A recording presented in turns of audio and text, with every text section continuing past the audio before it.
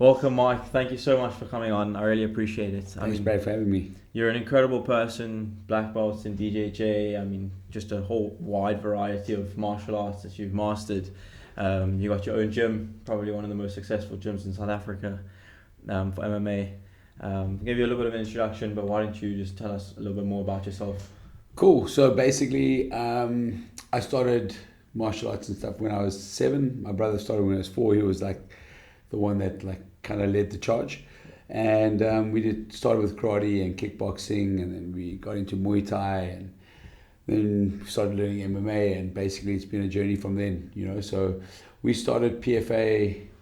When we kept looking for the next big thing, not the next big thing, but we weren't satisfied with like just the striking art. We weren't just happy with the karate or the kickboxing.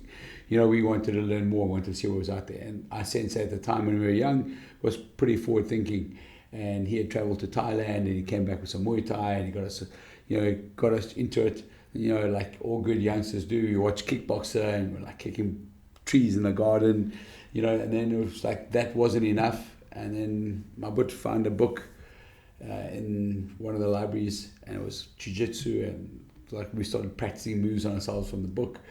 And then we had no mats, we had nothing, and then we started rolling and choking each other like randomly.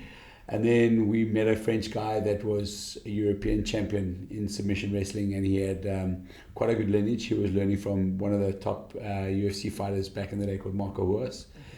And he was in South Africa, and he was here on holiday with not on holiday, his girlfriend was a model, and she was in Cape Town. Yeah. And he was down here just following her, and we got training, and we started training with him, and then it kind of like snowballed. And then one day my brother decided, listen, let's fucking open a gym. And we did. It was 2000, in November of 2000. We decided we were going to rent some space and start a little gym, and we wanted a fight team, and we just did it. And so 21 years later, here we are. Amazing. How big was the team when you just started? Was it just you and your brother, or? It was my brother and myself when we started, but we were coaching in another gym before. We took some time off martial arts, varsity, and just work and stuff. And then we found a Muay Thai gym. Back then, everyone made a mistake of, not necessarily making a mistake, but we all bought into Quentin Chong's hype of Muay Thai, and he had a nice little gym in Dixon Street in town. And we went there, we checked it out, we went for a sparring session. He was like, oh, why don't you guys teach for me? And we started teaching Muay Thai we started teaching Muay Thai there. And then when we met the French guy, we started training some grappling and stuff at that gym. And then, we just was like a year or two later, we decided, listen, let's just open our own thing. So it was just myself, my brother, one or two other guys that we'd known from the Dragon Power days. And then, it just grew. We didn't want a commercial gym. We only wanted a fight gym. So we used to literally just go smash each other, okay, in the hopes of building, to getting to we were following Pride back in the day. Yeah. Pride, yeah. UFC. One of my coaches, Cyril Debate, also he fought in Pride, he fought in UFC. So we had the hopes of actually, traveling overseas and fight. Yeah, going to Japan, going to fight. Yeah, but it was a long journey. We didn't end up going to fight, but we started our fight team, and we started having our own Pride Rules events. We did like 18 shows where we did Pride Rules. So it was quite cool. We started our first official premises was in Rubik Street.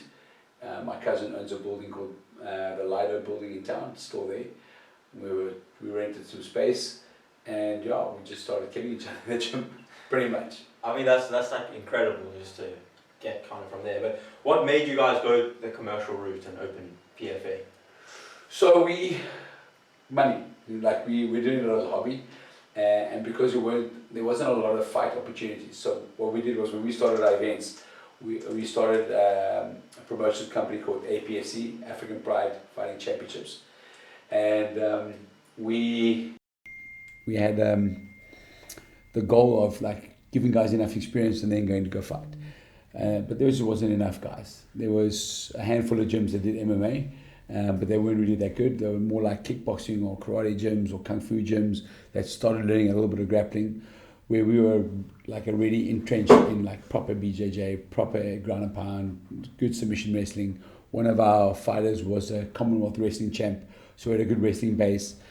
And with pride rules, with stomps and penalty kicks and knees to the head on the ground, it was pretty vicious. And the guys weren't really ready for it, you know. So we sent the emails or messages out to the other gyms saying, this is the rule set, this is what we're doing. Everyone was like, yeah, we know what we're doing. And when it came to the actual fight night, guys were getting penalty kicked unconscious, and the guys were like, geez, like, okay, this is a bit rough. So once we started fighting, the guys didn't really want anything to do with our gym. You know, they didn't want to fight our guys. And then it just kind of like died. And then it kind of took off in Joburg, and then politics in Joburg happened, and MMA kind of just went cold for about 6 or 7 years until EFC picked up. Yeah. I mean, I feel like this is quite the story. I mean, with MMA as a whole, with the UFC starting, getting banned from a whole lot of places. It's the same thing. It's like the rule set has just have to been changed and adapted more for the mainstream type of. Yeah, the UFC started with no gloves, no time limits, the rules type of thing. You know, hit in the groin. Yeah. I think the only thing they didn't do was headbutts, you know, and eye gouging and like throw strikes, but you could do anything else. Yeah, well, I mean, there's a lot of coaches these days that, I mean, I just have not too much martial arts background, and they kind of just teach the guys off what they think is right. How do you feel is the best way to just kind of like move these guys out of that and have people like yourself who have just a crazy wide range of like martial arts knowledge and background and stuff like that? Look, it's difficult. I mean, like with anything, you're going to have guys who piggyback on the coattails of the next big trend. MMA has been the biggest growing and the fastest growing sport now for the last 20 years. It really has been. Everyone's going, oh, it's fast growing sport. It has been, hasn't stopped. And with it being so big, with everything happening, guys are like, you know, they're trying to get students. So what they do is they put like BJJ on their window or put MMA on their window, and then they'll watch a couple of YouTube videos and they'll try to teach. Now, I've got a saying that people who don't know better. So what happens is a lot of people don't know what the real level of BJJ is, what a real level of wrestling or MMA is. So if you come up to me and go, listen, I've got an MMA gym, do you want to learn MMA? And I've never done it before, I wouldn't know what's right and what's wrong. So you will show me a couple of YouTube tricks and I'll go, wow, that's pretty cool, and we'll go on our journey. So there's a lot of guys out there like that, and you can't stop them from popping up, but eventually they get exposed because the students who are training with them will meet up with other guys who are training in different gyms, and they'll go pop in and have a look, and they'll see a completely different setup. They'll see a completely different teaching strategy and coaching strategy. They'll see the difference in the level on the mat while you're rolling. The beauty about BJJ and MMA is you can't hide. You can't walk around with your black belt or your red belt with lots of stripes on and pretend to be this like untouchable force where if I touch you in the wrong place you might die. You know what I mean? Like with one shot, one pressure point technique, and these guys were hiding behind it for a long time. Yeah. So jiu-jitsu and MMA, the coaches, you can't hide. You're on the mat with your students every day. You're rolling with them. You're wrestling with them. It's one of those sports where it's also evolving and adapting all the time. You got to keep up with the trends, or you just get left behind. So the guys eventually get exposed. But there is an organization now. It's not 100% perfect, but IMAF, which is the International MMA Federation, is trying to get coaches certified. So they're trying to do an MMA grading certification where they grade coaches and gyms and stuff. It's not perfect. A lot of the guys who are getting graded and stuff are either like, again, coming from a kickboxing or karate background or a boxing background, who are just trying to learn MMA or bring in a jiu-jitsu guy once or twice a week or a wrestling guy here and there, and they're not really like qualified coaches themselves, but they go in this learning process. So there's a massive syllabus that you learn, you do your evaluations and stuff, and then you get graded, and then you're on the system, and they're trying to squeeze out the guys who aren't really that good. I mean, that makes a lot of sense, with having legitimate guys at the top. Yeah, but it's the right idea. Yeah. But they got the wrong guys, in my opinion, running it. Okay. Again, guys who aren't necessarily from an MMA background or jiu-jitsu background. A lot of the guys who are running the organizations are guys who have more administrative skills. Okay. So with kickboxing and karate and these things, you've had government funding for quite some time, and the guys are on the boards, and those guys kind of know the political process or the legal process, and they go do the affiliations and stuff, and then they kind of hold on to it.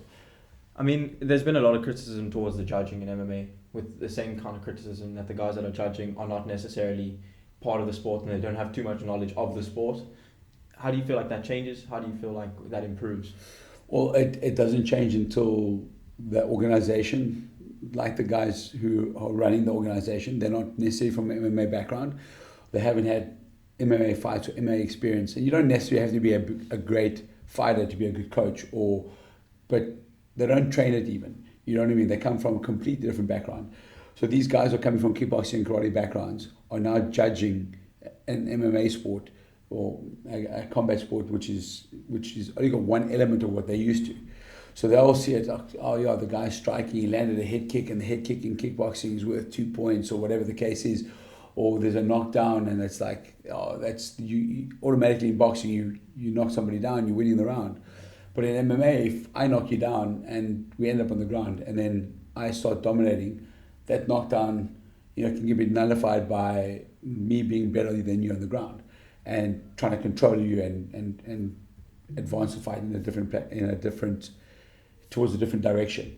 And I might put on 4 or 5 different submission attempts, and I might have you on the back foot the whole time. But because you knocked me down, they think, okay, you're winning the round. You know what I mean? So they don't have the holistic approach to how MMA should be judged and scored. Of course. I mean, I wanted to go a little bit of a different direction and ask you, you've been in camps before, you've had fighters in camps. Tell me about the mentality that a fighter needs while in camp preparing for a fight. So I'm one of the few coaches that don't believe in fight camps. Okay. I think if you want to be a professional fighter or an athlete, you need to live the fight lifestyle. So you got to be in it the whole time. So you have to always be disciplined. You always have to be training. You always have to be sharpening your skills. Now, especially with COVID now, and it's probably more prevalent than it was before, but I've always had this mentality where you should be able to fight at any moment. So if someone picks up the fight and says, listen, are you ready to fight? You should be ready. From your weight perspective, you should be always close to your fight weight. From a diet perspective, you should always be eating clean. From a training perspective, you should always be training. You should always be working on your skills, your fitness, your conditioning. Obviously, there are different areas where you need to focus more on, like strength and weight training. But in general, you can balance it out quite well. But what guys do is they go into a fight camp with the mentality, I'm going to train hard because I've got a fight. And they only train when they know they've got a fight. That fight drops away, the guys just stop training.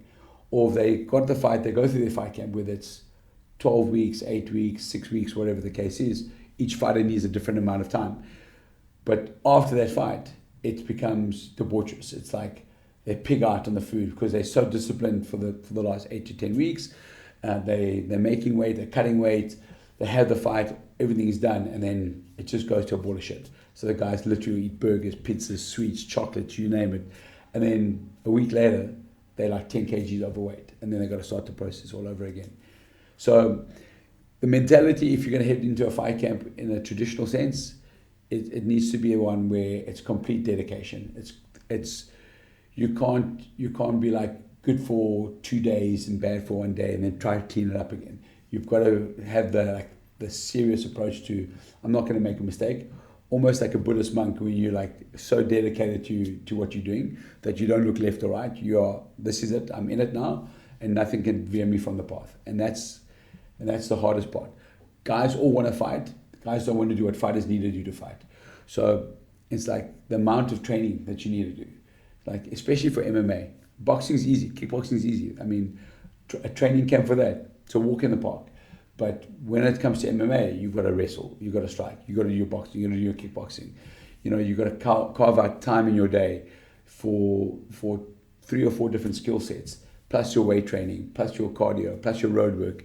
It's a lot. So you have to have a really like strong mindset. And a lot of guys don't have it. A lot of guys break early. A big thing in fighting these days are mental coaches.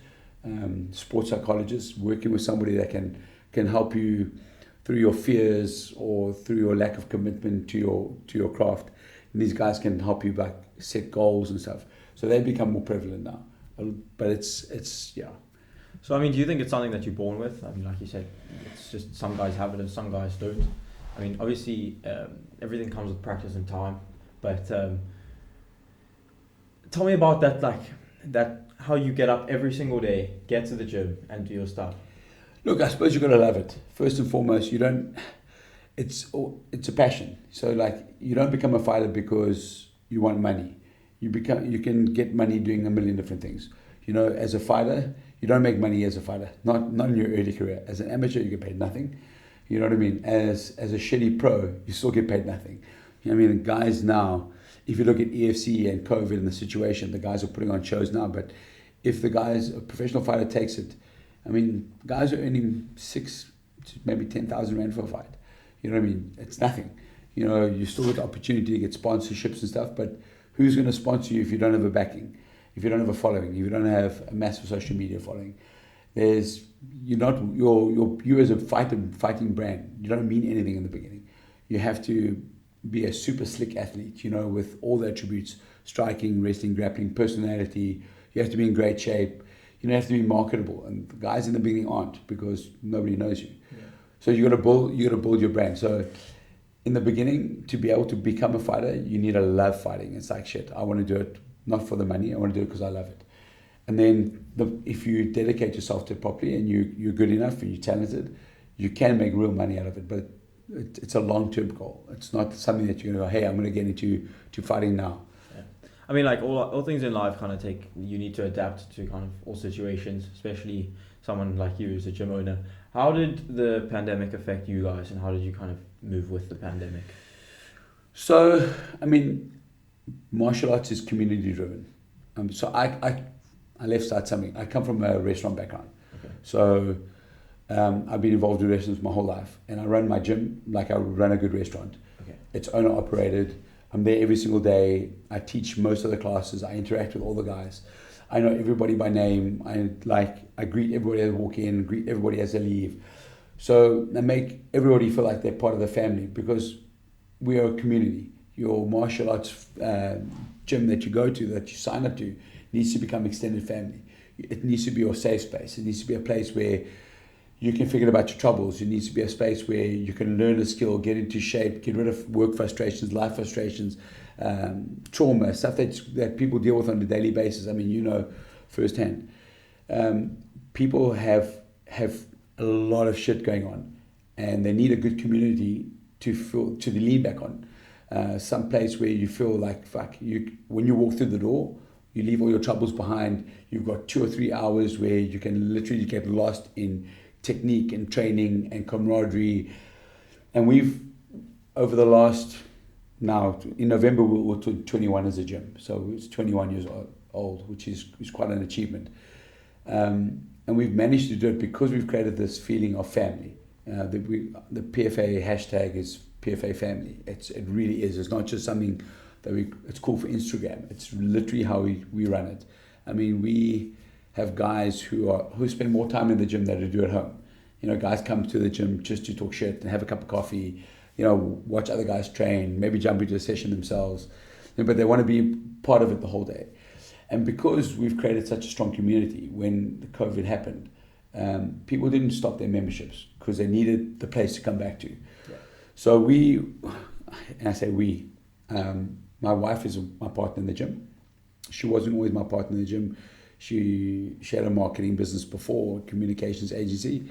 And then when she got tired of that lifestyle, she wanted something more healthy, something more family orientated. She just started training, and then she started coaching. And eventually, done a couple of courses, started fighting. And now it's like completely entrenched in the gym. She's my 50-50 partner. And together we've managed to develop the family vibe, because I had it mainly with the males in the gym. We were mainly male-dominated space in the beginning.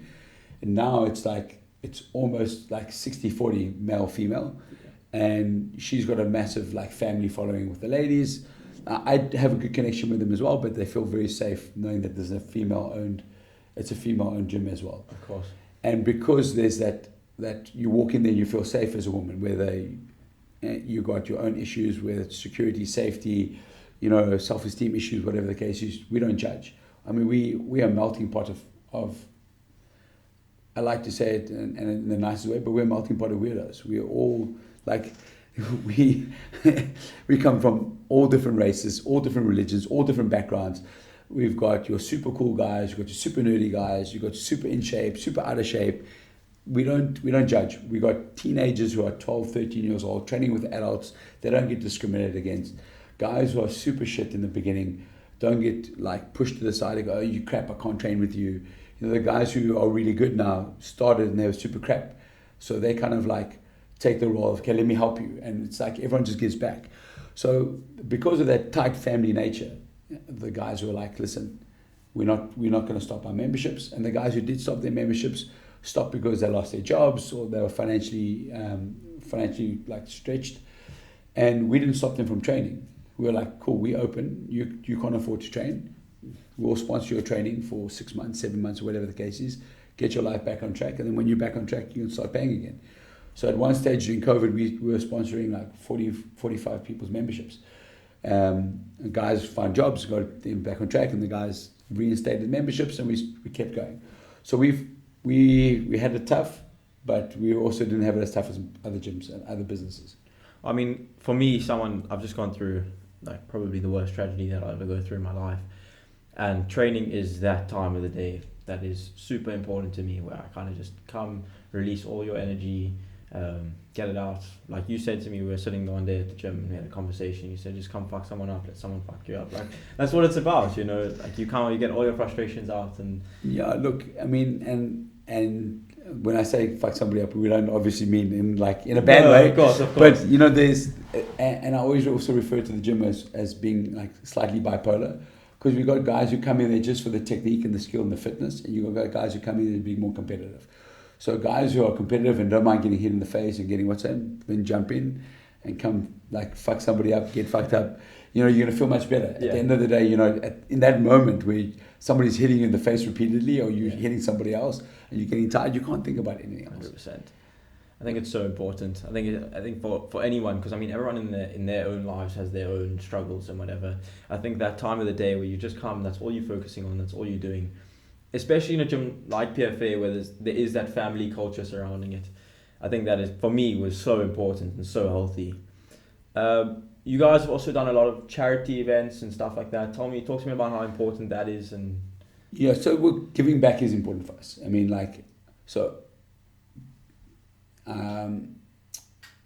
our motto in the beginning, respect, honor, control, is what we started PFA and what we built PFA on, myself and my brother.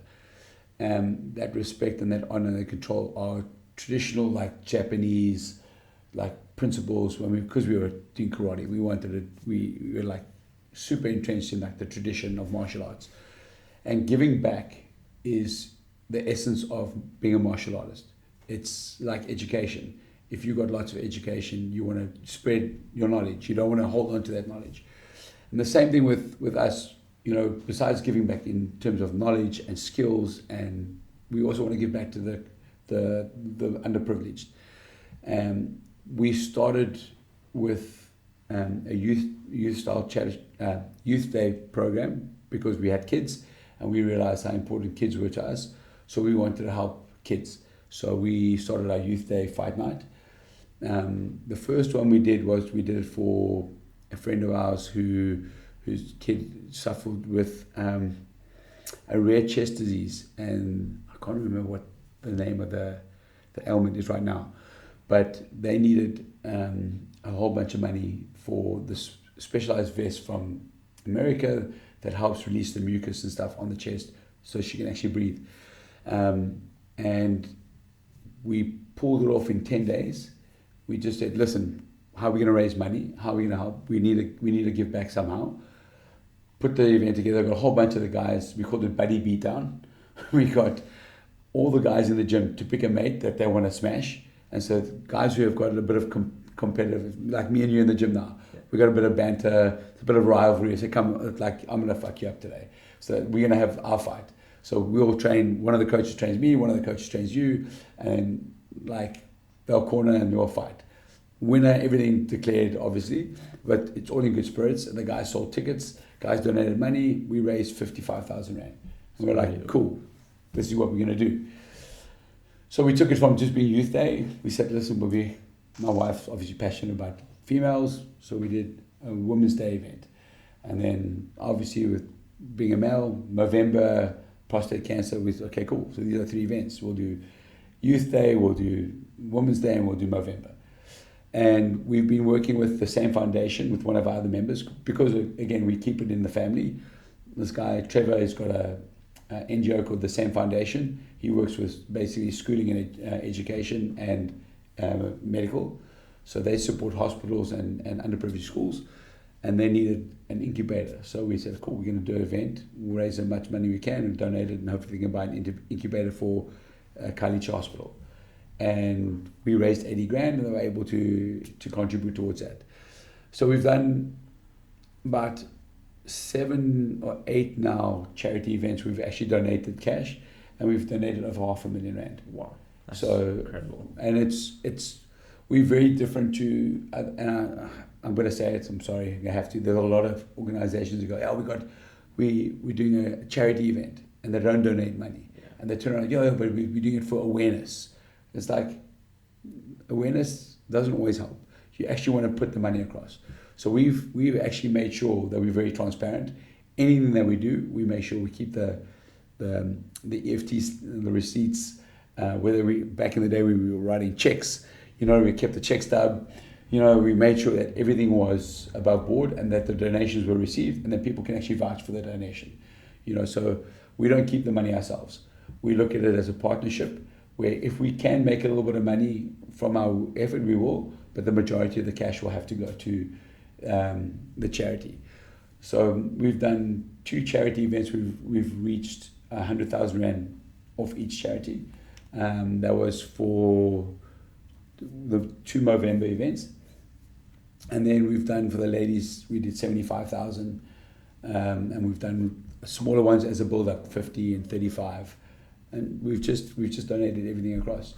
That is beyond incredible. I mean, for you, like, from what you're telling me, MMA is completely a family-orientated thing, and everything that you guys do, the gym, everything. How did your family feel when you first got into a sport that puts off as pretty dangerous? I mean... Yeah, look, my mom is still like on the fence. I mean, I'm 44 years old with 2 kids. I've been in the sport my whole life. My dad kind of forced it on us. It was like, you will do karate, you will become, learn how to protect yourself and stuff. And yeah, we just took to it. I mean, my brother took to it faster than I did. I wasn't really interested in the beginning. I was slow to take it up. I was always a kid in the class that was getting hit by the sensei because I wasn't focused and I wasn't like paying attention. I wasn't really good. And then something clicked and I got stuck into it. And then once the bug bit properly, I mean, I had my first professional kickboxing fight when I was 16. I was quite a big kid. So I had my first professional kickboxing fight when I was 16. Had lots of fights, kickboxing, Muay Thai. Only had 3 MMA fights because there wasn't a lot of MMA opportunity. But just got completely stuck in. And then once you got it, there's no stopping. It's the drug. Yeah. You know what I mean? And there's always something to learn. So you're getting physically and mentally stimulated, and you're releasing frustration, which is important. Yeah. I mean, was there ever a point in your life where you're like, no, I can't do this anymore, it's not for me? And then if there was that point, how did you kind of get through that and just get straight back into it and get up the next day? No, I never really had that. I had it on a different front. I never thought I could start a business out of it. Okay. I didn't think I could do it for as a living, as a livelihood. So I was always in restaurants, and I mean, we owned a Premier PRT back in the day, and I got involved in Caprice. I was there for 10 years, GM and operating partner, and then I started a restaurant after Caprice because the lifestyle was just too hectic. A little Mediterranean restaurant. I thought the smaller it's going to be much better instead of going to the gym full time directly. And eventually I was like, you know what? Recession hit, had to close the restaurant, had no choice but to get into the gym full time. It's the only other thing I knew that would work. And yeah, had the gym open, but was on a part-time basis and just got stuck in. And now 10 years later, it's all I do. Yeah. So it's been 10 full-time years in the gym. So it was hard to take the leap of faith to know that I can make a living out of teaching martial arts. Yeah, I mean, you get to the end of the fight against anyone, and you in like the later rounds, and you get so gassed, and your body's exhausted. I mean, you've taken a whole lot of punches and kicks and whatever. How do you kind of like push forward and get that mindset to just carry on, get up, go out, and just carry on? You know. I think pride. You know, pride for your gym, pride for your coach. So it's not necessarily ego, but not wanting to let the people who have put so much time and energy and effort into you to let them down. And it's primal, you know, when you fight, it's the most primal thing that you can do. You know what I mean? Like two guys scrapping it out. You don't want to lose. You know what I mean? You want to be the guy that comes out top. You want to be the alpha. So I think that the inner beast will come out eventually. You know, where you're like, fuck, I don't want to let this guy. I mean, not everyone has it. A lot of guys will quit on the stool. A lot of guys won't be able to pick themselves up. But there are the handful of real fighters out there that will go, listen, no matter what happens, you know, people say, oh, I'm willing to die in the ring. No one's really willing to die in the ring, but they're willing to put themselves in harm's way to make sure they don't let anyone down, and especially themselves. So I think looking at your coach, especially if you've got a lot of love and respect for them, because when you're in a fighter-coach relationship, it's almost like a father-son relationship, you know. You don't want to let that person down, and you want to make them proud. So you go out and you'll give it your all. Not everyone, I mean, I haven't been in a situation where I've had fights go the distance. I think in my whole career, I've only had one fight go the distance, and that's because I was fat, lazy, out of shape, and I took the fight on 2 days' notice. And it was against a guy who was 116 kilos and I was only 86. So it was a Muay Thai fight that I took back in the day. And I was still running the tuck shop on the day of the fight and setting up the event the night before. And I remember like that feeling of, I'm tired, I don't want to be here. And there's people screaming for you, people coming to watch you fight, your family, your friends. And it's like, I can't stop. And so you'll go and you'll push. That was probably the second time I've ever felt like in my whole career where I felt like shit, I'm exhausted, I don't know if I want to do this, and being able to see it through based on the fact that I got my brother in my corner, I had a whole bunch of friends there watching me, and I didn't want to lose. As an undefeated fighter, you don't want to lose. And the first time it happened was my first ever kickboxing competition. I wasn't good. I was dog shit actually. And I wasn't expected to do well at all, but I won my first match, so which was a surprise to everybody. Then I won my second match, another surprise. Then I won my third match. I eventually won my fourth match, and the fifth match was the final. And it was so ugly. I mean, myself and the guy that were in it, and I think it was 11 or 12 years old at the time. It was literally just throwing handbags and no technique.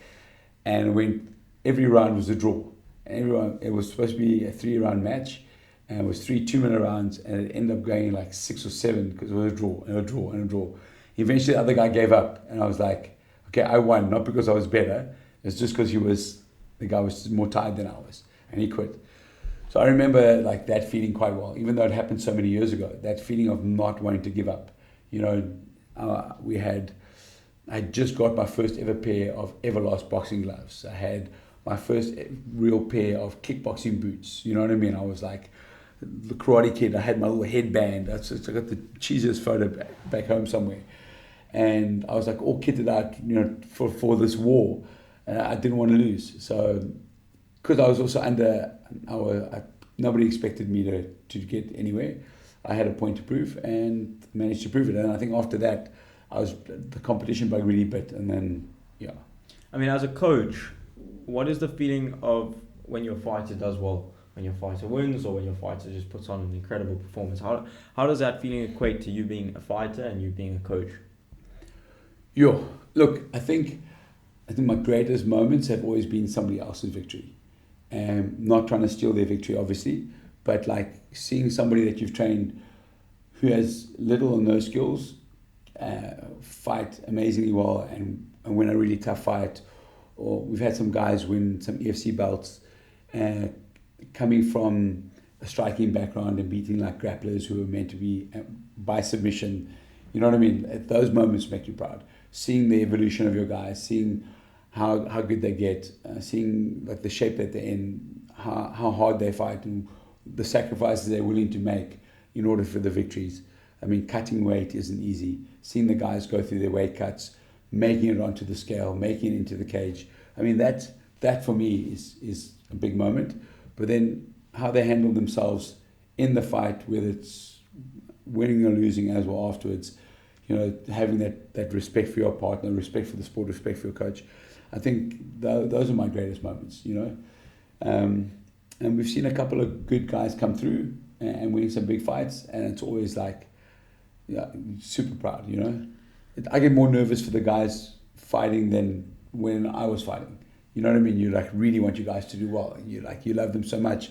You don't want to see them get hurt, but you know how good they are, and you like it's quite a cool feeling. I mean, in your opinion, is there a gap between South African MMA and MMA overseas, and how do you think we close that gap if there is? There's a massive gap, and there's a massive gap because I think a lot of people aren't willing to work together. Ego is a big thing in this country. The traditional martial artists don't value what we do as an MMA community. They don't think what we do is real. They don't. Up until now, everyone wants to get involved because it's exploded so much. But before, people didn't give us any value. So there was no government funding. There was, if you wanted to learn, you had to bring your own guys down. You had to bring your own coaches. You wanted to travel. No one paid for you to go. All the funding wasn't for MMA. It was for other sports. So now I think we can close the gap because, with social media and technology, there's so much information, things like YouTube. If you kind of know what you're doing, you've got a million coaches online.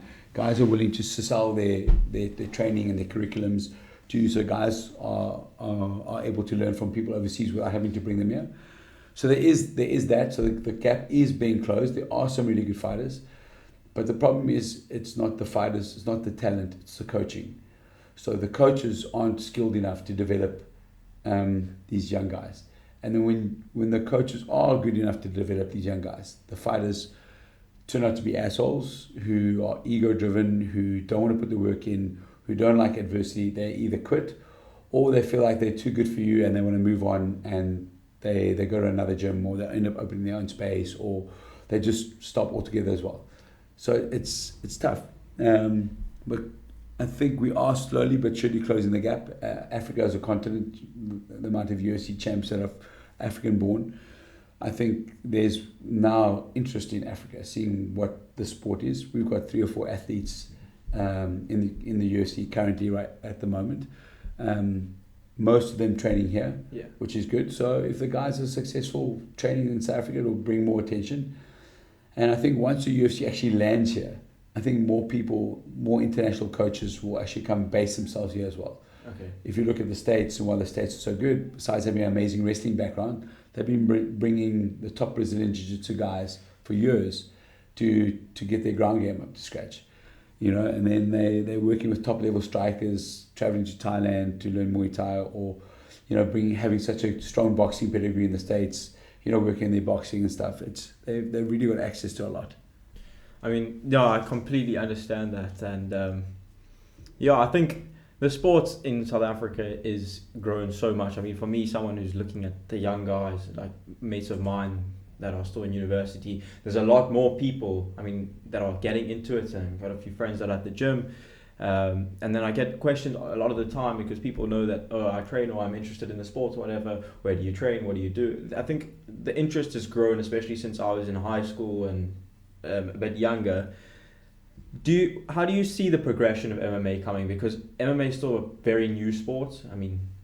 You were in the Pride days, which not too many people were aware of it. It's kind of just blown up after that with the UFC and that type of stuff. How do you see the progression, and do you think the young fighters are going to be on a new level than like some of the older guys who have got in the game late? Okay, so that's a great question. The next generation. So I started as a striker and then learned grappling and then adapted my style. And then I learned wrestling as well. And just after I learned, you always learn takedowns in jits, but it's not the same as actually being a wrestler. And so you learn all these different skills, and now you got to figure out how the fuck to put them together. You know what I mean? And that's trial and error. That's making mistakes. That's years of training and coming up with a system. Going, okay, cool. This is how you do it. You'll learn a lot of kickboxing, boxing, whatever the case is. That's effective in boxing or kickboxing, but you can't take that into MMA because you open yourself to low kicks or takedowns or whatever the case is. So from the old school approach, where learn all the different things, learn how to put them together, it's way harder. The next generation, you're born into MMA. So guys are striking and grappling and wrestling all at the same time. So if you look at our schedule at the gym, you can do a minimum of 2 striking sessions, 2 grappling sessions, and 1 wrestling session a day. So, and that's morning and evening. So you can literally grapple and wrestle and strike Monday to Saturday in the gym. You know what I mean? Before, if I wanted a wrestling session, I had to make sure I found my wrestling coach, found a time for him, squeeze it in between work, where we're going to wrestle. Do we even have mats to wrestle on? I mean, I remember getting thrown on wooden floors. You know what I mean? Like, no high density foam, no fancy zebra mats, just literally like a cheap old yoga mat or some chip foam or no foam whatsoever. So, I mean, we had it rough. We couldn't learn all the skills all at the same time. And also we learn now, what works from a Muay Thai perspective for MMA, from a boxing perspective for MMA, from a wrestling for MMA perspective. All the stuff that doesn't work has been weeded out already. So the next generation is just way better equipped to be successful. If you look now, I've got 2 young guys in the gym helping me coach jits, not because I'm not a good jits guy. It's the sport is evolving on a day-to-day basis. You've got the leg lock game, you've got the berimbolo game, you've got all these different guard games, De La Hiva, Worm Guard, and then you've got the guys from 10th Planet with all their mission controls and crazy terminologies, and the sport is literally like changing day to day. And if you're like tech orientated and you like, there's a whole generation of like geeky guys who are winning world championships because these guys like it just makes sense to them and they've got so much access to these tutorials and stuff, and they're learning these things 24/7, and then they're practicing it with a mate. Like guys are obsessed. It's crazy. The learning progression is just next level. So we, as an older generation, don't have a chance against the new generation. It's just too hard. And one of the great fights this weekend, and I think we'll put this into perspective, is Leon Edwards and Nate Diaz. Yeah. You got an old school guy, who's damn good, tough striker, durable, great black belt in jits, but coming up against a hybrid fighter like Leon Edwards, whose striking is next level, whose wrestling is next level, who's young, fit, strong, got low mileage in terms of damage. You know what I mean? It's you'll see the difference. Yeah, I just think Leon is just levels above there. I mean, Nate's a great fighter and he's a dog. But I also just think Leon's going to be a lot bigger than him this weekend. I think size-wise they'll be the same. I think Leon's not the biggest welterweight, but he's strong. I had the privilege of training him for a week when he was in Cape Town. One of his teammates, or 2 of his teammates, were fighting in EFC. He came down and they spent a week in the gym. I took him on pads every day for a week. He hits like a fucking truck. He's lightning quick, lightning fast, and he's very technical, smooth as silk. Like literally, this guy's got great skills. I think he's going to be too sharp. And again, it's that next generation. It's you're not learning anything that doesn't work. You don't have to unlearn anything. These guys are learning literally the most effective striking, grappling arts and putting it together. And it's really been put together for them. So if you're willing to do the hard work, which he is, you're coming up with a skill set that, in my opinion, is going to be a little bit more superior to what Nate has to offer. I wanted to ask you, how important do you think sparring is in sharpening your skills and tool sets? Because, I mean, there's a very fine line between too much sparring and too little sparring, where you want to just be at that point where you're sharpening your tools and you're learning how to see punches and whatever, but you also don't want to take too much damage. So you can't learn how to fight unless you fight. So guys who say, oh, no, guys like Max Holloway barely sparred for his last fight. He did a whole bunch of training on Zoom. Like, it's a guy who's fought his whole life, sparred like a lunatic his whole life. He's got all that muscle memory and that experience and a wealth of experience fighting as well. You need to fight. You need to spar. And there's degrees of sparring. For me, there's always the situation where you need to spar with three types of people. Somebody that's on your level, somebody that's way below your level, and somebody way above your level. So you're getting used to being a guy that's, like, I spar with you now, we're on the same level. It's very difficult for either one of us to get the advantage. I learned something from that. Then I'm fighting a guy who's not on my level, but provides a very different, threat. Wild strikes, unorthodox techniques. It forces you to think slightly differently. And a beginner that throws things at you that don't make sense, and you don't see it coming because it's just unexpected. So you learn from that. And then somebody who's much better than you learn to take a hiding. You learn to be more defensive. You learn a little bit about yourself, about having to dig deep and having to survive. So all those sparring experiences are really important. You can hit pads to the cows come home, or you can drill jits technique to the cows come home. But unless you grapple, and that's why there's always ground sparring in every jits class. It's less threatening than boxing, sparring, or sparring after boxing or kickboxing class, because guys are scared to get punched or kicked in the head, but they're not really scared to choke somebody. Or you might be scared to hit somebody in the face because you might hurt them. Maybe you break their nose, whatever happens. So there's always that hesitation. But with jits, the guys are learning technique and you're rolling straight away. And then on your first day in the gym, you'll learn technique and you'll roll. You know what I mean? You start putting your technique that you learn into practice straight away, and it's really important. I think too many guys who learn striking arts don't spar enough, and even though they're technical and they can hit the bag or hit the pads, they don't actually know what it is to get into a fight. So that central nervous system conditioning that sparring provides is really important to be able to fight. Mike, you are an absolute inspiration to a lot of people. Your gym is unbelievable and everything you guys are achieving. I just want to say a very big thank you for coming on. I really appreciate the conversation. My pleasure. I really appreciate being on and giving me the opportunity to chat about my gym, my story, a little bit of stuff. Sorry, I'm not the best in podcasts and stuff, but yeah, thank you for having us. I really appreciate it. No, this was unbelievable, and thank you. I can't thank you enough, and good luck with everything in the future. I'll see you in the gym on Monday. I'll see you in the gym. Thank Awesome, you bro. so much.